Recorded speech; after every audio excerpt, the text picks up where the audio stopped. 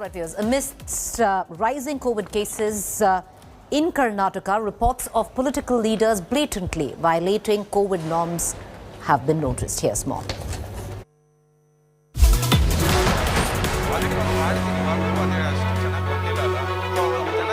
Karnataka is seeing a sudden surge in COVID-19 cases. And the people to blame here are none other than the state's own Netas. In the latest from a series of COVID violations by senior Netas in Karnataka, Jagalur BJP MLA S.B. Ramachandra organized a pompous birthday bash. Right in front of his house, inviting hundreds of his supporters to take part, blatantly violating all COVID protocols put in place by his own government. A pandal too was erected near Gullamma temple, where the police, instead of restricting large crowds from gathering, was seen greeting and saluting the Neta. Also spotted defying COVID norms was former BBMP corporator N.R. Ramesh. He was seen taking a massive procession for his birthday, which he hosted on the 14th of January. With scores of people turning up to revel in the festivities, almost intentionally and unapologetically contributing to the COVID rise in Karnataka. These violations were reported just days after Karnataka Congress stopped short of a massive Mekadatu Padyatra, after which a big bunch of senior Congress Netas tested COVID positive. During the Mekadatu Padyatra, the government came down on us. They filed as many as, over 100 FIRs, right, against all our senior leaderships. Now, we all thought that certainly because of na khane dunga, na khaunga and all that, the least the state government would act against Subhash Guttedar, would act against Renukacharya, would act against Janardhan Reddy, would act against N.R. Ramesh, would act against the Belgavi MLA. But nothing, not even an FIR. The Karnataka High Court too had rapped the Bombay government for turning a blind eye to Netas breaking the rules. Congress accused the BJP government in Karnataka of biased action. Nobody is above the law, sir. So knowingly, unknowingly, whatever it might be, nobody is above the law. Law has to take its course of action, and we need to ensure. Ultimately, this is a contagious disease, contact disease. We need to control. We need to give all the care for the people. So in this direction, it is not that, we are trying to do something only against any particular. It's nothing like that. Karnataka is seeing a sudden surge overtaking Delhi to register the second highest daily COVID cases, with 34,047 cases recorded in last 24 hours. Now, regardless of the Karnataka High Court's order and the various standard operating procedures brought out by the state in order to keep the citizens safe and contain the spread of the virus, it looks like some politicians will continue to break the law and endanger the citizens of this state. With video journalist Madhuar, Nolan Pinto for India Today. All right, here's the final day of the Jalika celebrations in Tamil Nadu, and festivities were peaking.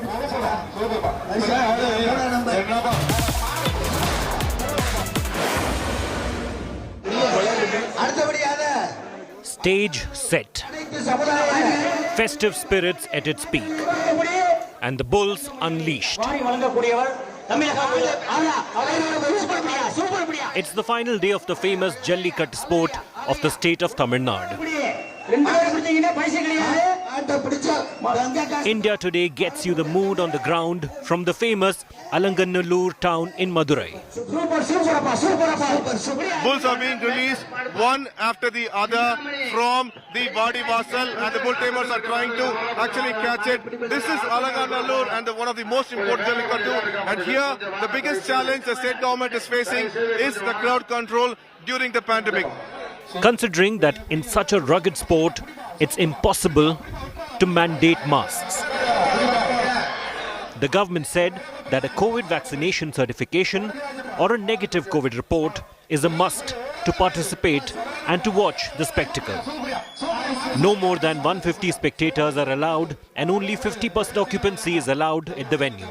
Which is why, in main events, the stands which will be filled with people now wear a deserted look. But in Alanganallur, large crowds were seen eagerly waiting to watch the bull released from the Vadi Vasal. Men using all their might to overpower a raging bull. A game which requires tons of strength, endurance and of course courage. It was during the 2017 Marina protest that the world came to know Jallikattu and its importance in the Tamil culture. Amidst lockdown, the state government has gone ahead and conducted Jallikattu at Avaniyapuram, Palamedu and Alanganallur, even though the scare is still there about this leading to a surge in the COVID cases in the state of Tamil Nadu, which has already reached 23,000. Also, along with that, we had earlier spoken to Sneha and her bull, Aryamalai, has won in this Alanganallur Jallikattu. This is a 16-year-old girl who rears a bull and he participated in Alanganallur Jallikattu and he has won. With Divyan, Pramod Madhav for India Today. Let's shift focus now to pole-bound Punjab. The war between the Sardars have re-emerged once again. This time it's Channi pitched against Sidhu once again. And in the centre of it all is Channi's brother. Why? Take a look.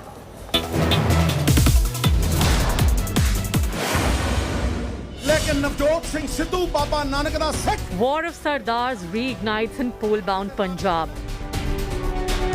This time, the face-off has turned personal. Brother of Chief Minister Charanjit Singh Channi has been denied a poll ticket, and sources say Navjot Singh Sidhu, Chief of Pradesh Congress Committee, was behind the move.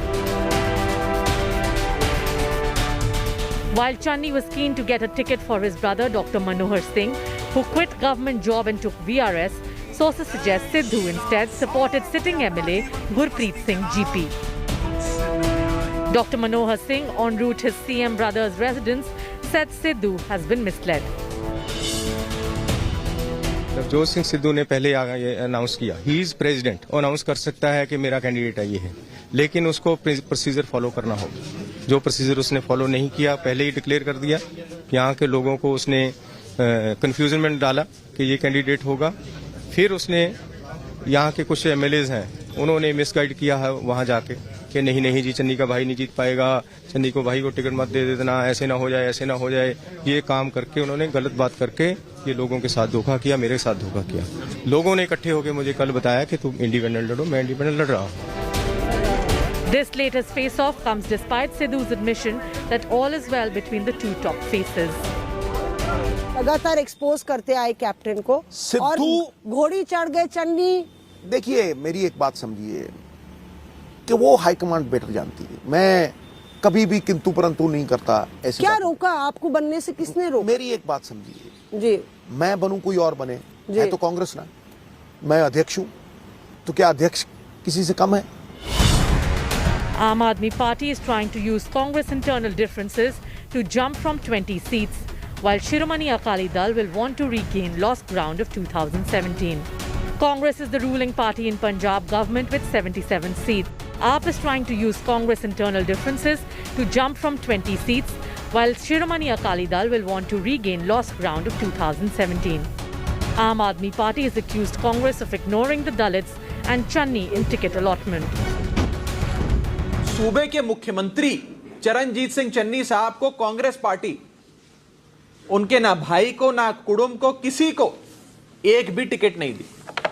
यह दिखाता है कि कांग्रेस ने सिर्फ चन्नी साहब का इस्तेमाल किया, चन्नी साहब को यूज एंड थ्रो किया, और उनका मकसद सिर्फ एक समाज के वोट लेने का था. Will the latest personal face-off lead to a bigger fallout? And eventually, who will benefit from the war of Sardars within the Congress? With Kamaljeet Sandhu in Morinda, Bureau Report, India Today. I want to shift focus right now to Uttarakhand. Lots of action happening there as well. Harak Singh Rawat was dismissed from the BJP, albeit in complete tears. He's been expelled from the primary membership of the BJP for 6 years. Speaking exclusively to India Today, he said he will now be joining the Congress, but he has not met Sonia Gandhi yet. He also claims the Congress will form the government in the state. Chief Minister Pushkar Dhami has also written to the governor about the removal of Rawat from the cabinet. BJP has also said that this will give a strong message that the BJP is a party which does not tolerate indiscipline and does not bow to any kind of pressure. Rawat, who represents the Kotwar seat in the State Assembly, is said to have been seeking a ticket for his daughter-in-law, Anukriti Gusain, from the Lansdowne constituency and a change of seat for himself.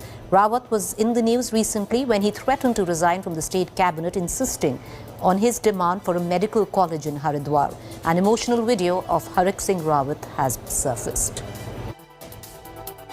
मेरे लिए आज सबसे बड़ी खुशी का दिन है कि जो एक बोझ था मेरे मन में और मैं कोई ना निगल सक रहा था ना उगल सक रहा था, आज भारतीय जनता पार्टी का मैं नेतृत्व का बहुत धन्यवाद दे रहा हूं कि उन्होंने मुझे निष्कासित किया।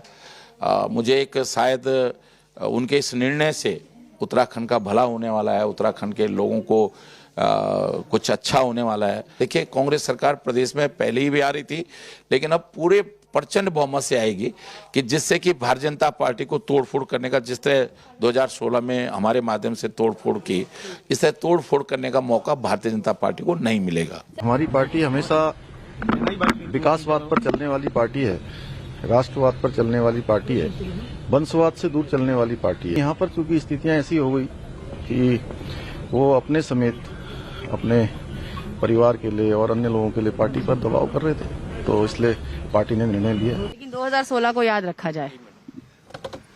हाँ, वो 2016 में जो घटना हुई थी वो मेरे प्रति अपराध नहीं था, वो लोकतंत्र के प्रति अपराध था, संसदीय परंपराओं के प्रति अपराध था, पार्टी के प्रति अपराध था।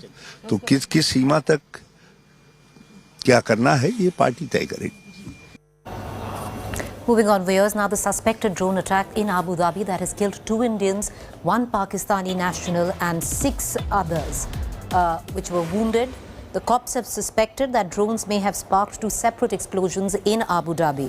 One attack was on Monday morning where 3 oil tankers caught fire in Musafa near Abu Dhabi National Oil Company's storage tanks.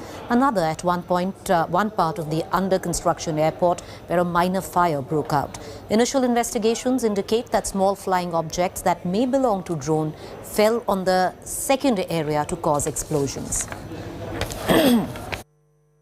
Any comment at all on the suspected attack on Agna? Investigation is on. Let's wait for the investigation, and the police will issue it. All right, let's now get you the very latest on Novak Djokovic after he was deported from Australia. The latest is he might not even be participating in the French Open. The reason why, viewers, Djokovic was Sunday, as I said, deported from Australia after the government revoked his visa. He now faces a similar situation in the French Open. The French government has passed a new vaccine law. According to the new law, people will require to have a certificate of vaccination to enter public places such as restaurants, cafes, cinemas and long-distance trains. The French Sports Ministry has made it clear that the rule will apply to everyone who is a spectator or a professional sports person. Djokovic, who had made his reservations against getting vaccinated, may not be given an exemption to participate in the French Open.